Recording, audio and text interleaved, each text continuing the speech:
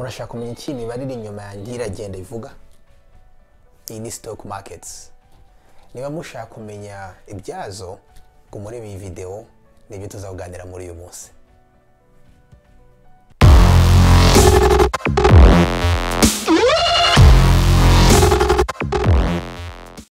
Nongera kubasuhuza aba VIP abantu mwese murareba Legacy Show. Ikiro ni cya kiganiro cyanyu kizajya kibagezaho ubumenyi ku bwenge bwa buri munsi, business, entrepreneurship. Ndagira ngo rero mbibutse yuko iki kiganiro kizajya gisohora video ebyiri buri cyumweru, buri kwa kabiri na buri kwa gatanu. Ibi biganiro rero bikazajya bigamije kugira ngo tubashe kungurana ubwenge mu buryo butatu. Uburyo bwa mbere turabasanye ngo mujye mu commentinga cyangwa se mwandike message muvuge topic mushaka ko tuganira. Nk'uyu munsi turaza kuvuga kuri stock market nkuko twabisabwe na bamwe muri mwebwe. Ubundi buryo bwa kabiri tuzana abantu bafite ibintu bagiye bakora entrepreneurship cyangwa se batembere muri areas zitandukanye, hanyuma basangire natwe ubwenge butandukanye. Ikindi kintu cya gatatu nuko tuzatwigira ku bantu b'abahanga kuri iyi si biciye mu bitabo tuzajya tugenda dusoma, hanyuma tubibazanira ahangaha tubisangirire hamwe. Ntituvuze yuko tuzi byose, ariko mubyo natwe twabashije kugeraho tuzajya tugira ngo tubashe kubiganira namwe, hanyuma twese twigishanye. Ni ukuvuga ngo rero niba wumva ushaka kuzajya umenya ubwo bumenyi, ushaka ko ibyo biganiro nk'ibyo bitazajya bigucika, usubscribing kuri iyi channel, uliking, hanyuma uyisangize n'abandi. Nkuko rero twari tubibabwiye yuko uyu munsi ikiganiro cy'uyu munsi kiza kwibanda kuri stock market. Nkuko benshi bari babidusabye, stock market ni ikintu abantu benshi batumva, bashaka gusobanukirwa ariko kijya gikanga abantu. Muri uyu munsi rero ndaza kubabwira imwe mu by'ibanze kuri stock market, kugira ngo umenye icyo ari cyo, umenye uko wakwinvestingamo cyangwa se uko washora amafaranga, umenye uko nabwo wakura mu mafaranga. Hanyuma ndaza no kuza kubinjiza muri telefone, mbereke uburyo mwabasha no kubikora kuri telefone yanyu mukajya muri stock markets cyangwa se mukoresheje computer. Ibyo byose ndabibereka mu kiganiro cy'uyu munsi. Ikindi nacyo abantu muri Afrika ntimwumve yuko ikiganiro kitabareba niba ushobora kuba uri Rwanda, i Burundi, kuko natwe muri East Africa dufite stock markets, kandi nubwo zitarakomera kimwe nk'izo muri Amerika cyangwa se mu bindi bihugu. Niyo mpamvu tugomba kugira ubumenyi nk'ubu tukabyiga kugira ngo natwe izacu zizakomere zigere kuri urwo rwego, kuko nizera neza yuko natwe dufite ubwo bumenyi bwo gutangiza amakampani yabasha kugira amastocks akomeye kuri iyi si. Rero uyu munsi ndaza kubabwira ku bintu 7 kuri stock market mwabasha kugira ngo mumenye. Ikintu cya mbere rero uyu munsi no kubanza kumenya stock market ni iki. Benshi bakunda kubyibaza ni iki. Stock market rero mwumva ko market ni isoko, hanyuma stock ni umugabane. Ni ukuvuga ngo ni isoko ry'imigabane. Kubera iki se stock market ibaho? Stock market ibaho kubera yuko company nkaza Amazon cyangwa se Netflix ibishaka amafaranga kugira ngo ibashe gukura. Murabizi rero ko company ishaka amafaranga kugira ngo ibashe gukura, ibashe guhaza abantu benshi cyangwa se ibashe guhaza igihugu kinini cyangwa se isi yose ikenera amafaranga. Uburyo rero aba business owners cyangwa se abantu babakuriye business babigenza iyo bashaka amafaranga bafite uburyo bubiri. Uburyo bwa mbere ni uko basaba ideni muri banki. Uburyo bwa kabiri ni uko bagurisha shares cyangwa se imigabane ya company zabo kugira ngo babashe kurezinga amafaranga. Aba business owners rero cyangwa se abantu benshi bafite za company ntibakunda gufata amadeni muri banki, kuko ifasha amadeni muri banki ugomba kuriha ideni kandi ukariha na interest cyangwa se intérêt. Icyo gihe rero birakomeye cyane kugira ngo ukuze company kure kandi uriho uranariha amadeni ndetse na intérêt. Cyangwa se ugasanga na banki ntiguhaye amafaranga kuko business yawe ntibarayimenyera cyari nto. Hanyuma rero icyo rero abantu bakora bagafata shares bakayagurisha ku bantu. Ni ukuvuga ngo company nini nka Amazon ishobora gufata ikagurisha shares miliyoni, ikagenda igurisha buri shares tuvuge nk'amadolari 200, hama bityo rero bigatuma yinjiza miliyoni 200 muri ubwo buryo. Niyo mpamvu rero stock market zibaho. Ikindi kintu rero cya kabiri mugomba kumenya ku stocks ni ubwoko bw'ama stocks. Hari ama stocks yitwa private, ayitwa preferred, hakaba rero n'izindi za government bonds, hakaba na public.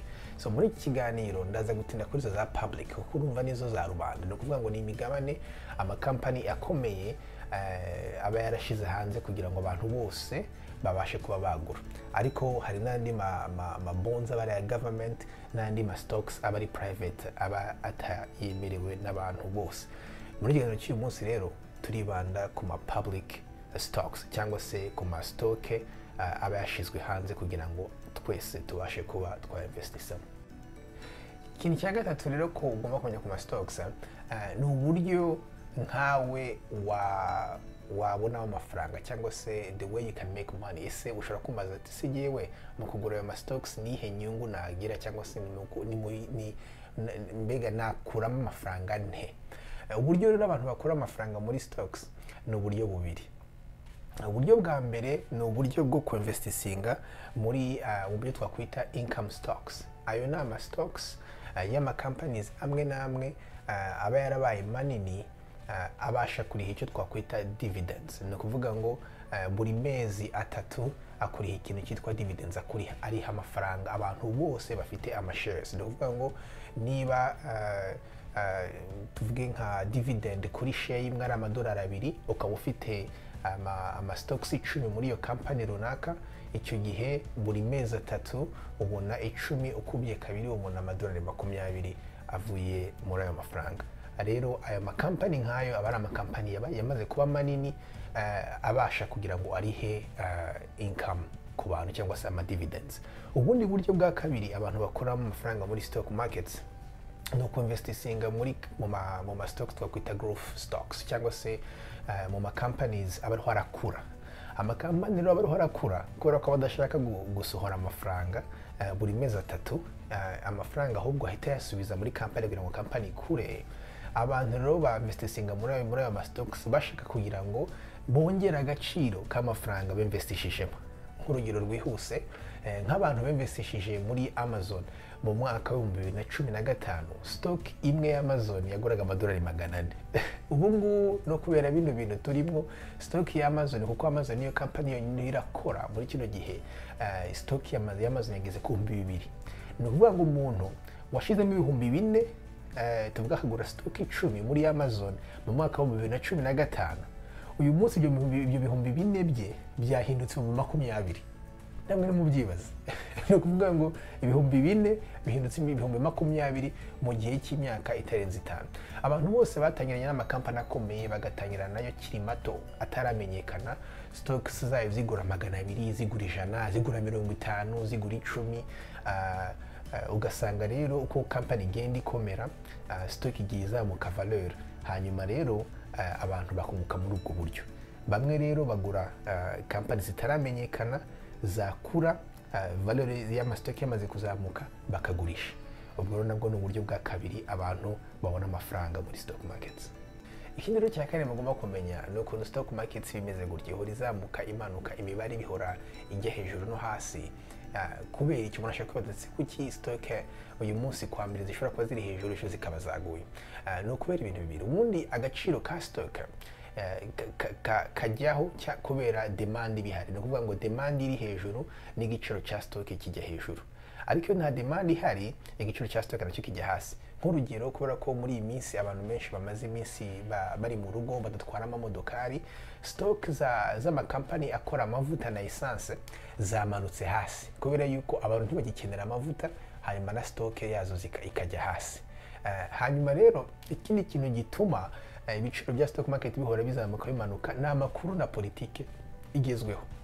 Nk'ubu ngubu turi muri pandemic ya corona, harimo ibintu byafectinze ama stocks menshi. Nk'ubu ngubu amahoteli menshi arafunze, amadege arafunze, stock zazo rero zose zamanutse. Ikindi nacyo kubera ko abantu bafite ubwoba batariho barasohora amafaranga, bigatuma rero biafecta business nyinshi, companies nyinshi nta demand ihari y'ama product yazo cyangwa se produit yazo, bigatuma rero agaciro ka stock kamanuka. Niyo mpamvu rero abahanga icyo bakora, iyo stock zimanutse cyane kubera ikintu cyabaye, bashiraho amafaranga menshi bakagura stock ziri hasi, hanyuma zakongera kujya hejuru bakagurisha. Izo rero niyo mpamvu stock zihora zimanuka zizamuka, biterwa na politiki igezweho cyangwa se amakuru aho aracaho cyangwa se ubwoba bw'abaguzi. Iyo umuntu afite ubwoba adafite confidence yo guspendinga, of course urumva yuko marché ijya hasi, amafaranga ariho arasohoka ajya hasi, kuko abantu bashaka kuyagumana iyo bafite ubwoba, bigatuma rero stocks zimanuka. Iyo niyo mpamvu rero stocks zizamuka zikanamanuka bitewe n'ibihe tugezemo. Ikindi kintu cya gatanu ni ubwoko bw'abantu b'investisa muri stock market. Bamwe ni abitwa aba day traders, nibo uvuga ngo babikoramo amasaha 24 ku munsi, bahora bareba uko zimanutse bagura, uko zizamutse bagurisha, ugasanga biriwe bakora ibintu nk'ibyo umunsi wose, kandi bagakoraho amafaranga meza. Abandi nabo ubwoko bwa kabiri ni abantu bameze cyane cyane nkatwe twese, abantu bafite ubundi buzi ahubwo babikora rimwe nijoro cyangwa se rimwe mu cyumweru, bakareba nk'ubu ngiye strategy yanjye ni ukureba nka rimwe buri minsi 3, nkareba izazamutse nkareba izamanutse, nkaba nabasha gukora ibintu nk'ibyo. Uvuga ngo ushobora ntumve yuko ukeneye umwanya munini ugira ngo ubikore, ushobora kubikora buri kanya, ushobora kubikora nk'umuntu ubikora buri munsi, cyangwa se ukaba ndetse wanabikora ureba rimwe na rimwe.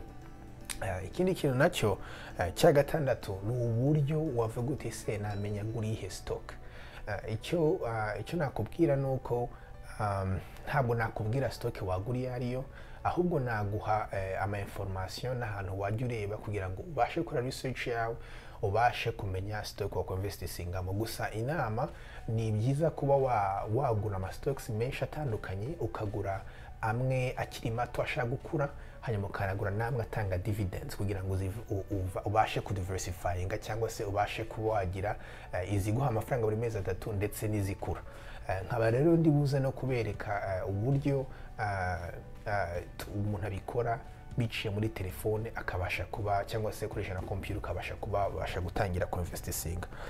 Ikindi nacyo nababwira nuko ntugomba kwihitira mu stock. Ni ukuvuga ngo nubireba ugasanga ari ibintu bikomeye cyane, ukumva ni ibintu utabasha kwikorera, ntugire ikibazo.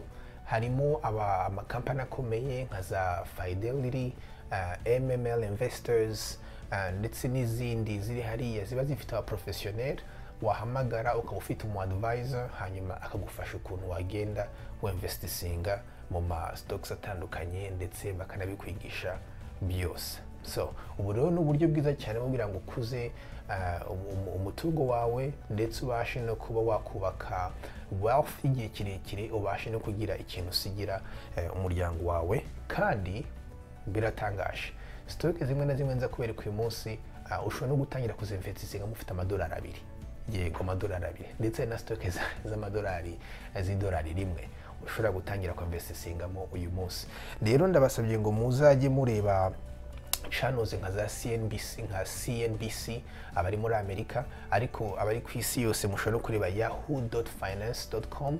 So iyo ngiyo ni website nziza ya Yahoo yerekana amakuru yose ya stock. Ni ukuvuga ngo n'ikintu gishyashya kiba cyabaye kuri stock barakyerekana, n'ahantu ushobora kujya ukigira ibintu byose ukeneye kuri stock.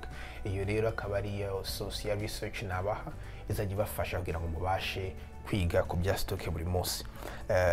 Rero nkaba ngiye kubereka ubu nonaha ikindi kintu cya nyuma cya 7 turi buvugeho, ni ikintu kijyanye n'ama brokers. Ama stock market uburyo agurwa, ntabwo ushobora kujya direct kuri company ngo uyagure, ahubwo uca mu brokers. Harimo aba brokers babemerewe kugira ngo bagurishe ama stocks. Ni ukuvuga ngo rero harimo amwe atandukanye, nko ku bantu bari muri Amerika mushobora gukoresha TD Ameritrade, Vanguard na Fidelity, ndetse na Robinhood. Ibyo izo nyine izo nzi cyane kuko nizo nkoresha. Ikindi nacyo inama naba hano gukoresha 3 cyangwa 4 zitandukanye, kugira ngo wenda imwe nigira ikibazo ntubashe ku accessinga app yayo, cyangwa se account nigira ikibazo uba ufite izindi 2 cyangwa 3 wakoresha. Iyo ni preference yanjye gusa, ariko nawe wakora ibindi. Hakaba n'izindi zitwa Webull na M1 Finance. Ku bantu rero muri hanze, muri Canada, i Burayi, ndetse no muri Afrika, hari inziza cyane twa Interactive Brokers. iyi interactive brokers icyiza cyayo ibihugu byose hafi ya byose ku isi ndetse n'ibihugu hafi ya byose muri Afurika ushobora kuinvestinga ukoresheje interactive brokers. Ndetse ku bantu bari muri Canada mushobora gukoresha yitwa nayo TD Direct Investing. Rero nama websites y'aba brokers ujyamo hanyuma biciye muri izo ukabasha kuba watangira kuinvestinga muri stock market. Rero icyo ngiye gukora muri uyu mwanya ngiye kubajyana muri app yanjye mfite muri telefone ya Robinhood, mbereke uburyo downloading iyo app hanyuma ukaba ndetse wabasha no gutangira kuinvestinga mu buryo bworoshye niyo ufite amadolari 2 gusa cyangwa se dolari 1. Nibyo tugiye gukora hanyuma turaza gusubira. Nkuko rero nabibabwiye nkaba ngiye kubera ukuntu winvestinga ukoresheje app yitwa Robinhood ushobora gushira kuri telefone. Iyi app rero uyinjiramo nk'izindi app hanyuma ukaloginga in. Iyo loginze in makuzana hano kuri homepage. Iyo ufitemo amastock wamaze kuinvestingamo barayakwereka cyangwa se bakakwereka watchlist. Watchlist abari yingiyi mubona iriho amakampani akomeye nka za Amazon, Netflix na za Google. Nuvuga ngo yigeze hano bakwereka ndetse na Bitcoin uko iragenda izamuka cyangwa se imanuka. Igeze hano amakampani yose ari mu cyatsi ni kuvuga ngo ni amakampani aba yazamutse uwo munsi. Amakampani ari mu mutuku ni amakampani aba yamanutse uwo munsi. Reka rero mbereke ukuntu bagura stock ukoresheje iyi app. Reka ujya hano muri search, reka dutekereze nka company yitwa Delta. Ukandikamo Delta hanyuma bakakwereka amakampani hano ukinjiramo. Iyo igeze muri Delta hano ikintu cya mbere bakwereka ni ukuntu iyo stock yagiye ihagarara mu gihe gishize, mu cyumweru gishize, mu kwezi gushize cyangwa se mu mezi 3. Mu mezi 3 murabona ko iyi stock iri kuri 59 mu kwezi kwa kabiri, ariko yagiye imanuka kubera abantu badaro bara travelinga muri iyi minsi ikabigeze kuri 22 stock yaguye. Nuvuga ngo rero ni stock ikomeye y'indege ifite good balance sheet umuntu ashobora kuinvestingamo. Iyo umanutse hano bakwereka analyze aba expert mu bintu bya stock market bakoze, urabona ko iyi stock baravuga ko 68% baro baravuga ngo ni igihe kiza cyo kuyigura kuko yaguye, kuko iguze hasi stock ikazamuka, yizamutse urunguka. Reka rero tujye hano kuri trade mbere ku kuntu bagura stocks. Iyo kanze kuri trade bagwa options zibiri, sell kugurisha cyangwa se buy ukagura. Nuvuga ngo ikanze kuri buy ugashiramo 5, reka tuve tuvugure nk'ama shares 5, bakwereka amafaranga bigutwara hanyuma warangiza ugakanda aka check mark hanyuma ugaswipinga up. Nk'ubu ngubu rero yikoze done, tuguze amashare 5 ya Delta, aza gasanga aya mashares 13 nari mfite muri Delta. Sinovuga ngo ubwo buguze amashares no kugura amashares muri ukoresheje Robinhood. Ikindi nabereka, reka mbereke nk'urugero, tusubiye muri search, searching nka company yitwa Zoom. Company yitwa Zoom ni company ikora ibintu bya technology, ituma abantu bashobora gukora conference call batari mu cyumba kimwe ariko bakabonana biciye mu buryo bwa technology bwa computer ndetse na telefone. Ubona nko mu mezi atashize ni muri iyi company yavuye ku mafaranga 23 stock igenda izamuka bigeze mu 168.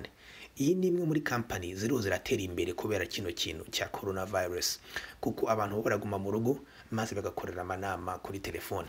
Ni mwibaze rero umuntu waguze stock nk'ijana mu gihe ari kuri 60 cyangwa 70, ubu ngubu akaba yizazamutse ziri stock imwe iri ku 168. Nuko rero abantu bakuramo amafaranga muri stock markets. Ibindi nabyo nuko ikiza ki app iroroshye kuyikoresha. Ikibazo ki app nuko yifite ukaba ukinviting undi kuyikoresha, mwese mubona free stock. Ndaza gushira link muri hasi muri YouTube video, hama muze gucamo hanyuma mukaza kubona free stock yo gutangiriraho. Okay, niba mukenera ibindi mwenda mwamenya kuri stock dushobora kuzakora video irambuye tubisobanura. Okay, thank you. Murakoze rero kuba mwakurikiranye rero kino kiganiro uyu munsi kuri stock market. Ndabizi abantu babyumvise bwa mbere mushobora kuba byabakanze, ariko nimuhumure, nimukomeza kugenda musoma bizatuma murushaho kubisobanurwa kandi mube comfortable. Niba mwagira ikibazo cyangwa se ikindi mushaka ko twasubiza, no kuzagikomentinga cyangwa se mukaba mwatubaza. Iki nacyo nongera kubibutsa, amasitoke naberetse uyu munsi cyangwa se nabashije navuzeho, ntabwo nababwiye ngo mugure, oya ntabwo ari inama nabahaye ngo mube mwayagura, ahubwo mwebwe nimukore namwe research zanyu, hanyuma mubashe kumenya icyo mwakora kibavuyeho kandi mwumva mukoranye good conscience. Ni ukuvuga ngo rero iki nacyo nababwira, hari ibindi byitwa mutual funds, ndetse ibyo ngibyo ni byiza cyane ku investingamo kuko abari stocks market ashizwe hamwe mu gitebo. Ibyo ngibyo akari byo umuntu akora ashaka kugira ngo akore plan ya retirement cyangwa se ubashe no kuba wakora long term investing. Ibi nabyo ndetse bavugaho ni mushini mu byifuza, nayo ni indi sorte ya stock market ariko yitwa ETF na mutual funds. Ibyo nabyo tukaba tuzabiganiraho bitewe nuko mwabyifuza. Ngaho rero mugire umunsi mwiza. God bless.